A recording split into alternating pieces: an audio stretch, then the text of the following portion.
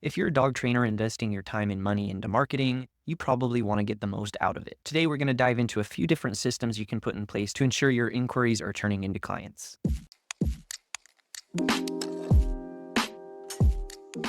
Today, I wanted to talk about a few different systems you can have in place to make sure you're getting the most out of your marketing. Chances are, if you're a dog trainer, especially working for yourself, you probably have a very lean marketing budget. And so with that said, you probably want to make sure you're getting the most out of it. So every dollar you put in, you want to make sure that dollar is going as far as it possibly can. Yes, you can absolutely get marketing your business before you have these things in place, but having them in place before you get started is really going to make your dollar go further. And I'm hoping you have several of these things in place already. And if you don't, today is a perfect day to get them in place too. And so why should we even worry about automation before we get marketing? And the short answer there is really that we just want to make sure that we're getting the most out of our efforts. So if you have a limited budget, as I mentioned, if you blow through that budget without getting any results, you're probably going to think that marketing or advertising or whatever you're doing just isn't for you. And so we want to do everything that we can to make sure that we're giving you the best chance of success when you do put your money behind your business. And another reason we want to make sure that we're implementing some automation before we just start spending our money is that not all inquiries turn into clients right away. So you may get inquiries from the marketing that you're doing, but some of them might not be committed, at least right away. They may need to take some time to think over the decision. And some people are just busy too. So dog owners have lives, they have careers, and sometimes, as much of a bummer as it is, their dog's behavior just may not be as high of a priority as we as dog trainers want it to be. And so we can use automation to follow up with them, respond to them quickly, and do some of those things that we think that we're going to do in a couple of weeks, but is really easy to forget. And so the first system that we want to have in place before we put our money behind our marketing is automated inquiry responses. So whenever someone calls your phone and you don't answer, when someone submits a contact form on your website, when they use the chat widget, anything where someone is inquiring about services, we want to make sure that we have an automated inquiry response. Number one, this is just good practice so that you're not having to be on all of the time. And number two, the faster that we respond to someone, the greater probability of them becoming a client. So I'm not sure on the exact study or statistic, but there's some number out there that you are something like 5 times more likely to get the client if you respond within the first hour. So yes, if you're not busy or if you're really on it, you can definitely accomplish that.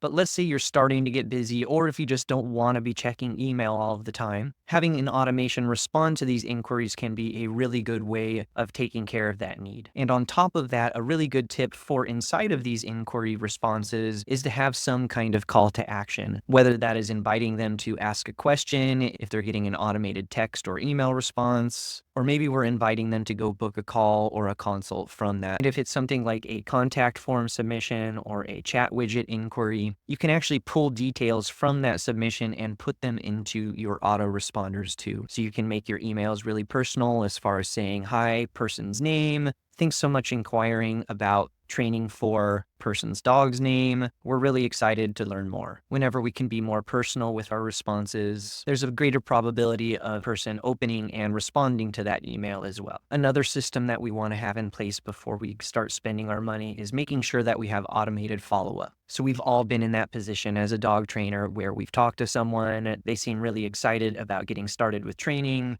but then at the end of the call or towards the end of the email, they say, oh, let me talk to my spouse. I'll get back to you. We've all had that thought that we're going to send them an email in a few days. But if you're anything like me, you probably forgot about sending that email, or you just let it fall off your plate because you're busy. You're trying to serve your other clients at the same time. And that's where an automated follow-up can come in. We can create an automation to where if someone has moved into a specific stage in our business, such as follow-up, they can then receive a few personalized follow-up emails automatically over maybe a few weeks' time, inviting them to ask additional questions or maybe even go take that next step, whether that is booking that consult or maybe submitting that contract. And really, when it comes to these follow-ups, it's really best practice to keep it simple and make sure you're not being too pushy. These are really just about checking in with them, seeing if there's any other ways you can help, and just trying to stay somewhat top of mind. I generally recommend sending maybe a max of 2 follow-up emails after making contact, as we definitely don't want to be annoying. And on top of that, we can also program these automations to stop on response. So if someone responds to one of our emails and says, sorry, I went with someone else, or